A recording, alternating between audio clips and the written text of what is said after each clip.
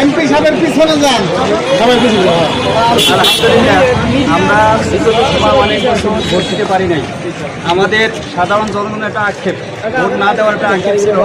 আশা করি এবছর আমরা শান্তিপূর্ণভাবে সুস্থভাবে ভোট দিতে পারবো ইনশাআল্লাহ।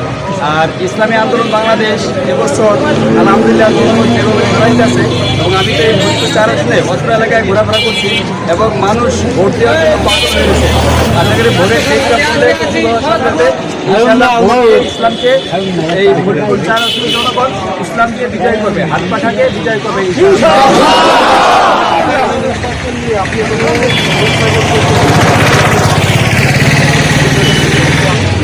নির্বাচন না হওয়ার কোনো সুযোগ নাই। নির্বাচন হবে রাষ্ট্রীয় নির্বাচন একদিন আগে আর পরে। আশা করি যে প্ল্যান দিচ্ছে সব ফেব্রুয়ারিতে নির্বাচন করবো। আমরা আশা করি হয়ে যাবে। এই ফরিদপুর চার আসনটা মূলত আওয়ামী লীগ এলাকা, এখানে আপনি নির্বাচনের কী চ্যালেঞ্জের সম্মুখীন হচ্ছেন? বাংলাদেশ স্বাধীন হওয়ার পর মানে মানুষ, এদেশের মানুষ ধর্মপ্রাণ মুসলমান। আমরা তাদের কাছে চাইতে পারি, আমরা যে ভোট পাইছি, মানুষ যেভাবে ইসলামকে ধারা লাগছে এবং ইসলামকে বিজয় করার জন্য প্রতীক হয়ে আছে। আমরা সেভাবে মানুষ যারা প্রচার করতেছে ইসলামকে মানুষকে রায় দেওয়ার জন্য বেশ আগ্রহী।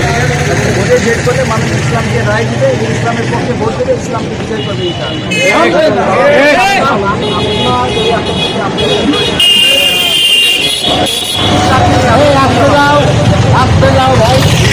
আমাদের কবুল করে এবং জনগণ যদি আমাদের সমর্থন করে, বা ইনশাআল্লাহ এই ফরিদপুর টাউনকে বাংলাদেশের একটি মডেল টাউন বানাবো ইনশাআল্লাহ। মানুষের যে নাগরিকত্ব অধিকার, বাঙালি হিসেবে যে অধিকার, তা আমি অক্ষর অক্ষরে পালন করবো এবং তা পূর্ণ করার চেষ্টা করবো। বাংলাদেশের কোনো নাগরিক বলতে না পারে তাদের এই অধিকার, আমার এই অধিকার আমি দিতে পাইনি। আমরা সম্পূর্ণ অধিকার তাদেরকে দেওয়ার এবং তারা যা প্রাপ্য তা যথাযথভাবে দেওয়ার চেষ্টা করবো।